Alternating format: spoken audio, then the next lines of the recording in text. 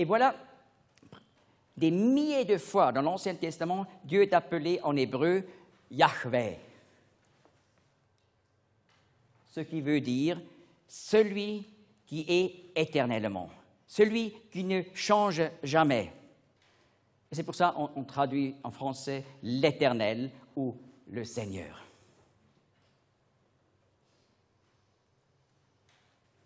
Quatrième question. Jésus-Christ a-t-il réellement vécu?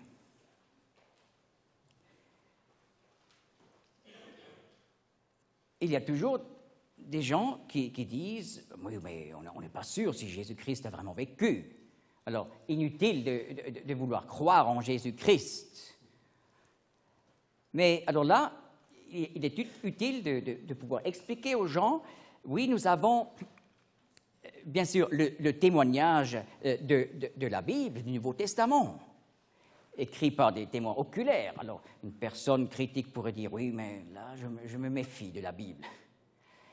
Alors, on peut ajouter, oui, mais nous avons aussi des sources et des témoignages extra-bibliques, comme celui-ci de Tacite, historien romain, qui a vécu de 36 à 100 après Jésus-Christ. Et dans son livre Annales 1544, il parle au sujet des chrétiens à Rome. Et il explique ce nom chrétien aux Romains qui n'étaient pas toujours là au clair. Ce nom leur vient de Christ, qui, sous Tibère, fut livré au supplice par le procurateur Pontius Pilatus, qui a régné en Israël 26 à 36 après Jésus-Christ. Donc, un témoignage païen, on peut dire, romain, concernant Jésus-Christ qui a vécu sous l'empereur Tibère, qui était empereur de 15 après Jésus-Christ, et aussi pendant l'époque de la crucifixion, et Ponce Pilate, n'est-ce pas, qui était procurateur de la Judée de 26 à 36 après Jésus-Christ. Et encore, Flavius Joseph était un historien juif, pas un chrétien.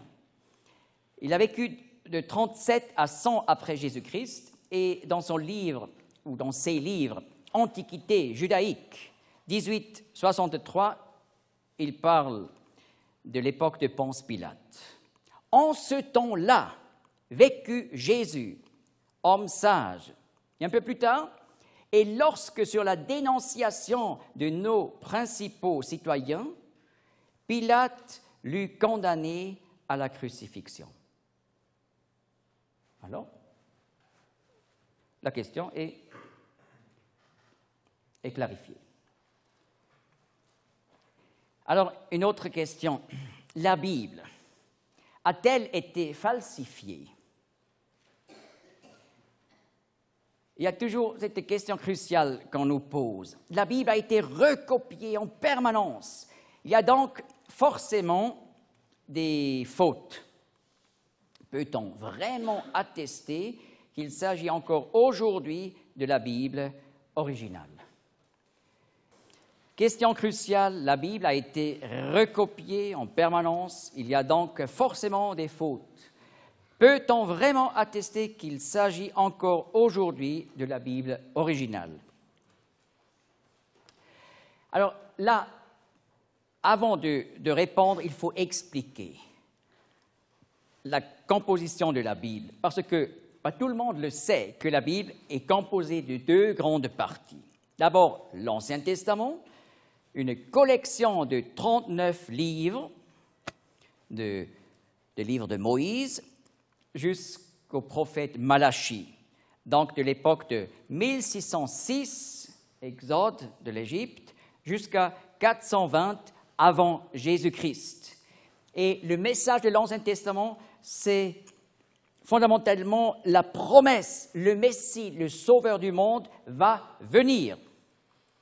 Et voilà, il y a 2000 ans, Jésus-Christ est venu, et par sa venue, il a accompli plus de 300 prophéties concernant le Messie. le Messie souffrant. Et voilà, des disciples de Jésus-Christ ont après écrit le Nouveau Testament, une collection de 27 livres écrits dans l'espace de 32 jusqu'à 100 après Jésus-Christ. Et voilà le message fondamental, voilà l'accomplissement de l'Ancien Testament, le Messie, le Sauveur promis est venu.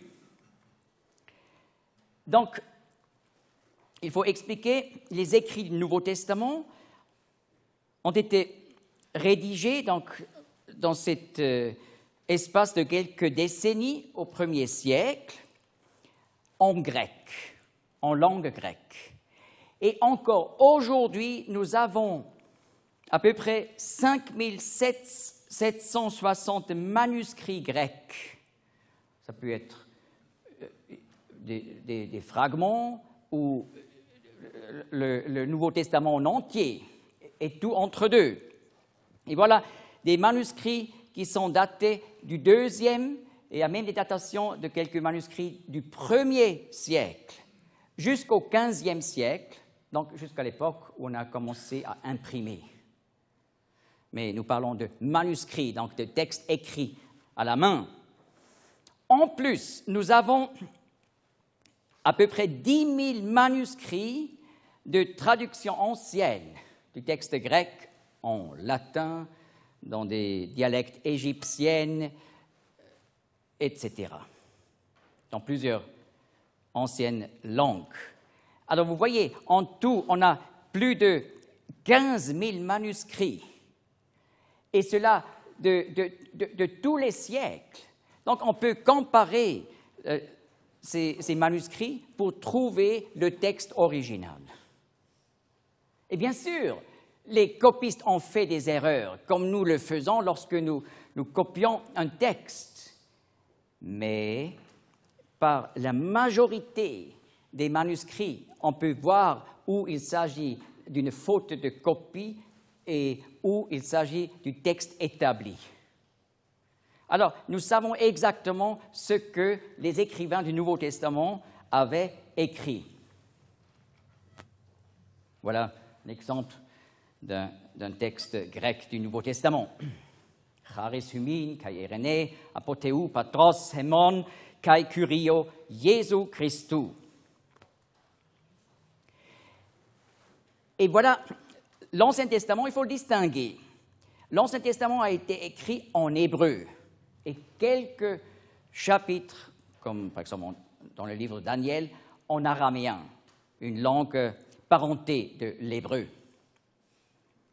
Lorsqu'on sait déjà l'hébreu, on apprend facilement l'araméen. Et voilà, nous avons aujourd'hui des milliers de manuscrits hébraïques datant du Moyen Âge. Des milliers. On appelle ce texte le texte massorétique, parce que les rabbins qui ont copié ce texte au Moyen Âge étaient appelés des massorètes, donc ceux qui font la tradition. Et ces copistes, ces rabbins, comptaient des lettres et des mots dans l'Ancien Testament. Ils faisaient des listes, par exemple, où on peut lire la lettre Aleph se trouve 42 377 fois, Bet 38 218 fois, etc. Et des expressions, ils ont compté. Pourquoi? Pour qu'on puisse contrôler une copie. C'est pour ça que les copies des massorètes sont identiques. Normalement, une comparée avec l'autre. Donc, eux, ils ont encore moins fait des erreurs que les copistes du Nouveau Testament. Mais alors, ça, on savait depuis longtemps que ces rabbins étaient tellement précis, mais les critiques ont dit oui, au Moyen Âge. Mais l'Ancien Testament est beaucoup plus ancien. Alors, qui peut nous démontrer que le texte a été aussi bien transmis avant le Moyen Âge, c'est-à-dire à l'Antiquité? Oui, Mais depuis 1947, où on a commencé à faire les découvertes des manuscrits de la mer Morte, et cela jusqu'en 1956, nous avons maintenant des milliers de fragments et de textes du désert de Judée, de ces 11 grottes de Qumran, mais en plus, on a encore trouvé dans le Wadi Murabbaat et aussi à Masada. Et ces textes attestent de l'exactitude de la transmission de l'Ancien Testament jusqu'à l'Antiquité. Parce que là, nous avons des textes du 1er, 2e et 3e siècle avant Jésus-Christ. Et aussi des textes du 1er siècle après Jésus-Christ. Et alors, on peut montrer que les Juifs étaient toujours tellement soigneux en copiant la Bible, parce qu'ils avaient toujours ce respect profond de la Bible comme étant la parole de Dieu. Et aujourd'hui, on sait aussi, en comparant avec des autres cultures sémites du Moyen-Âge, que pas seulement les Juifs avaient ces techniques de compter pour être sûr que la copie soit vraiment comme l'original. Ça on trouve, par exemple, aussi chez les Babyloniens, qui comptaient les lignes sur les tablettes cunéiformes pour voir si on n'a pas raté à copier une ligne. Et vous voyez, souvent les critiques étant des vrais Européens comparent la culture juive israélienne à la culture européenne. Bien sûr, les peuples germaniques et les peuples celtes et gaulois n'ont pas une telle tradition d'écriture comme on a au Moyen-Âge, n'est-ce pas? Comme on a au Moyen-Orient, je veux dire. Et vous voyez, on ne peut pas comparer avec des cultures qui ont transmis oralement des choses et des histoires.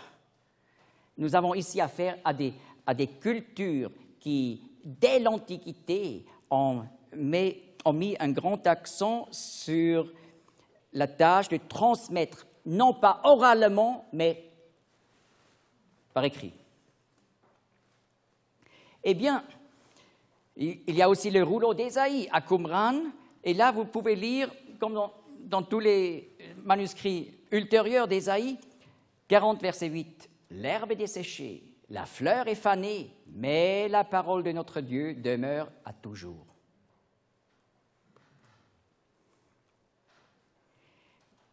Une sixième question. Mais comment peut-on reconnaître que la Bible est la parole de Dieu? Si on peut admettre, oui, bien sûr, Jésus-Christ a vécu. Et nous avons toujours encore la même Bible comme elle a été écrite. Mais cela ne veut pas forcément dire que cette Bible soit la parole de Dieu. Pourquoi il ne faut pas suivre le Coran ou les écrits des bouddhistes ou des hindous? Que faut-il dire? Eh bien, là, il faut en tout cas avancer la prophétie accomplie de la Bible, qui est en quelque sorte le sceau de Dieu sur la Bible. Voilà l'axe du temps. Quelques pensées sur Dieu et les prophéties. Voilà le passé, le présent et le futur. N'est-ce pas? Nous, comme êtres humains, nous pouvons, à partir du présent, parler du passé. L'homme a la possibilité de faire des déclarations fiables concernant le passé. Pas toujours, mais c'est possible, n'est-ce pas? Mais lorsqu'il s'agit de l'avenir, alors là, il y a un problème. En ce qui concerne le futur, l'homme échoue lamentablement quand il veut faire des déclarations fiables, parce que nous sommes des créatures liées au temps et à l'espace. Nous ne pouvons échapper. Juste un exemple pour illustrer. Voilà, l'exposition universelle de 1893 à Chicago. des spécialistes, donc des scientifiques, dans ce cas des experts en sociologie, ont expliqué à cette époque comment ils voyaient la vie 100 ans plus tard. Alors, on peut faire le test. 1. Les hommes vivront jusqu'à 150 ans. C'est faux. 2. Les gouvernements seront de plus en plus simples, parce que la vraie grandeur s'épanouit toujours dans le sens de la simplicité. Pas tout à fait. Ou pas du tout, hein? Mieux. 3. Les prisons seront inutiles. Non, le contraire. On ne sait pas où encore construire des prisons. 4. Les divorces ne seront plus nécessaires. Cela, ils n'ont pas dit, tout en pensant on ne va plus se marier. Mais ils se sont dit, alors les gens seront toujours plus éduqués, aussi en capacité sociale, et ils sauront résoudre des problèmes. En parlant l'un avec l'autre, et alors, plus nécessaire les divorces. Vous voyez, l'homme est incapable de prédire l'avenir. Mais la Bible, nous avons déjà vu, présente le Dieu qui est omniprésent, immanent, c'est-à-dire partout dans l'univers, mais aussi transcendant, partout à l'au-delà. Il est hors du temps, parce qu'il est l'Éternel, celui qui était, celui qui est, celui qui vient. Eh bien,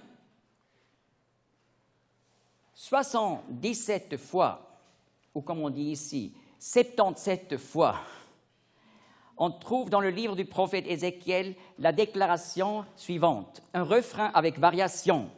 Dieu prédit une chose et concernant l'accomplissement, il dit « Et vous saurez que je suis l'Éternel ».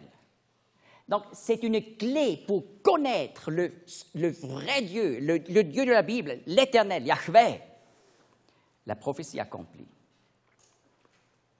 Et voilà, en Ésaïe 41, 23, les dieux des autres nations sont sollicités. Par exemple, les dieux des Cananéens, des Égyptiens, etc. Déclarez les choses qui vont arriver dans la suite, et nous saurons que vous êtes des dieux. Mais les Cananéens, les Égyptiens, les Babyloniens, etc., ils n'avaient pas de tels prophètes comme les prophètes d'Israël qui ont écrit la Bible et qui ont annoncé l'avenir.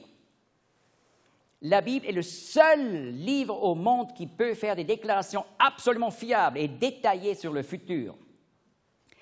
J'ai déjà mentionné la prophétie messianique. Jésus-Christ, par sa venue il y a 2000 ans, a accompli plus de 300 prédictions de l'Ancien Testament sur le Messie, c'est-à-dire sur le Sauveur promis dans l'Ancien Testament pour Israël et pour tous les peuples du monde. Et voilà, il s'agit de prophéties précises, comme il devrait être un descendant de David, ce qui était possible à l'époque parce qu'il y avait encore l'archive des généalogies à Jérusalem pour prouver. Il devait naître à Bethléem, apparaître comme prince en 32 après Jésus-Christ, selon la prophétie de Daniel 9. Il devrait être rejeté par la masse de son peuple. Il devrait être crucifié. Et dans la suite, Jérusalem a dû être détruit et aussi le temple juif. Dans la suite, le peuple juif a dû être dispersé parmi tous les peuples et être persécuté d'une façon permanente par les nations. Et tout s'est accompli à la lettre jusqu'au XXe siècle. Et voilà, la prophétie sur l'histoire mondiale. Je parle seulement du livre de Daniel, comme un exemple. Le livre de Daniel a été écrit au VIe siècle avant Jésus-Christ. Et là, j'ai compté plus de 200 prédictions accomplies sur Babylone, la Perse, la Grèce, Rome, la Syrie, l'Égypte, Israël. Et d'ailleurs, on peut aussi prouver que le livre de Daniel a vraiment été écrit au VIe siècle avant Jésus-Christ. Et cela par la langue. La langue hébraïque a changé tout le temps. Mais l'hébreu utilisé dans le livre de Daniel est l'hébreu de l'époque du VIe siècle, et non pas de plus tard, vous voyez? Et la même chose, on peut aujourd'hui dire de l'araméen. Il y a 100 ans, ce n'était pas encore possible, mais aujourd'hui, nous connaissons exactement le développement de l'araméen, et l'araméen du livre de Daniel, c'est l'araméen authentique. Et en plus, ça c'est possible il y a quelques années seulement, on connaît aussi le développement de l'orthographe hébreu. Et l'orthographe du livre de Daniel correspond au VIe siècle avant Jésus-Christ, et non pas du temps après l'accomplissement de la prophétie, vous voyez. Et considérons les prophéties sur le temps de la fin, il y a ici une erreur. Plus de 175 prédictions accomplies entre 1882 jusqu'à aujourd'hui. N'est-ce pas? Dans la Bible, les derniers jours, le temps de la fin, c'est l'époque où les Juifs retournent au pays des ancêtres pour fonder l'État d'Israël. Et voilà, les premiers Juifs ont commencé à rentrer au pays des ancêtres en masse depuis 1882. Et voilà, j'ai essayé de mettre dans des listes toutes les prophéties concernant le temps de la fin qui est déjà accompli depuis 1882 jusqu'à 2012. Et j'ai écrit un livre qui a été édité en automne en allemand, et il est aussi traduit maintenant en français. La semaine prochaine, il va sortir. Sommes-nous vraiment dans les derniers temps? Plus de 175 prophéties accomplies. Et j'explique donc l'accomplissement, et je donne les sources, vous pouvez vérifier, et je donne aussi des listes. P1, prophétie 1, P2, P3, etc. Alors, vous pouvez vite retrouver les prophéties. Alors, demandez à un musulman à vous donner une liste de prophéties accomplies du Coran, une centaine. Vous n'allez jamais voir une telle liste, parce qu'elle n'existe pas. Et il n'y a personne qui prétend qu'on ait une telle liste, vous voyez. Demandez à un bouddhiste de vous apporter une telle liste de 100 prophéties. Vous n'allez jamais recevoir une telle liste, parce que ça n'existe pas. Ou un hindou, ou n'importe qui. Seulement dans la Bible. Alors, seulement avec ces prophéties, vous pouvez déjà apporter une liste de plus de 175 prophéties. Mais ajoutez encore les 200 du livre de Daniel, comme ça vous avez déjà un peu plus. Et ajoutez encore la prophétie messianique, mais il y a encore plus dans la Bible. Et vous saurez que je suis l'Éternel. Un Dieu qui n'a pas été créé. N'est-ce pas? On ne croit pas en un Dieu créé comme Richard Dawkins veut nous faire croire. On croit en un Dieu éternel qui sait l'avenir. Et voilà, concernant ces prophéties sur le temps de la fin, il s'agit des prophéties comme le retour des Juifs du monde entier dans la terre des pères, fondation de l'État d'Israël, le désert refleuri, les villes de l'Ancien Testament reprennent vie, Hébreu, de nouveau une langue vivante. Les peuples environnants cherchent à exterminer Israël. C'est assez juste, n'est-ce pas? Libération dramatique du mont du Temple, qui s'est fait en 67, etc., etc. J'ai parlé de la prophétie messianique, n'est-ce pas? Et j'ai aussi parlé des manuscrits de Qumran.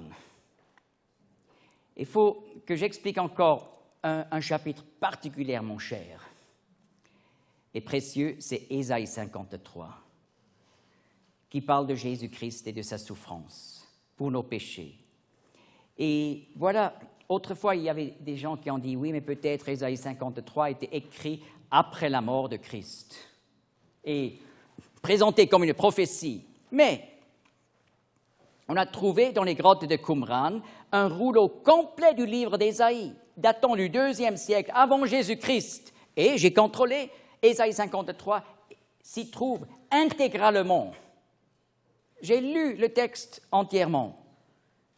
Donc, la prophétie est plus ancienne que l'accomplissement. Et voilà, il y a peut-être aussi des personnes qui disent, non pas peut-être, vraiment, il y a des gens qui disent, oui, mais cette interprétation d'Ésaïe 53, c'est une interprétation des chrétiens qui appliquent ce chapitre à Jésus-Christ. Par exemple, des théologiens libéraux disent des choses comme ça. Alors là, il faut dire, selon le témoignage des anciens rabbins du judaïsme, ce chapitre parle du Messie. Ça c'est écrit même dans le Talmud. TB, ça veut dire Talmud babylonien. Ça c'est le Talmud vraiment fondamental pour le judaïsme.